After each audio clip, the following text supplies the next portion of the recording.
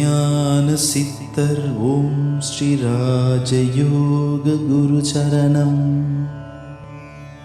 யோக ஞான சித்தர் ஓம் ஸ்ரீ ராஜயோக குரு சரணம்.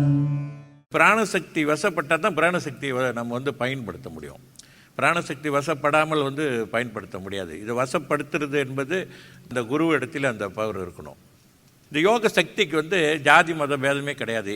யாராக இருந்தாலும் இந்த பயிற்சியை பயன்படுத்தினார்கள் என்றால் நிச்சயமாக அவங்க வாழ்க்கையிலும் மிகப்பெரிய ஒரு மாற்றத்தை ஏற்படுத்தும். சித்தர்களுக்கு உங்களுக்கு ஜாதி மத பேதம்லாம் கிடையாது. யோக சக்தி அப்படின்றது அவங்க முறையாக பிராணாயாம பயிற்சி செய்து தியானம்லாம் செஞ்சால் அவங்களுக்கும் அது வேலை செய்யும். ஜாதி மத இனம் அப்படின்றதெல்லாம் கிடையாது.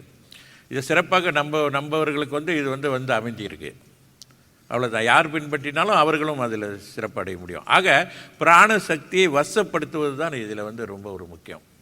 வசப்படுத்துவது என்பது அது நான் சொன்னது போல் அந்த நிலை உள்ளவர்கள் தான் அது செய்யணும். யோக ஞான சித்தர் ஓம் ஸ்ரீ ராஜயோக குரு சரணம். யோக ஞான சித்தர் ஓம் ஸ்ரீ ராஜயோக குரு சரணம்.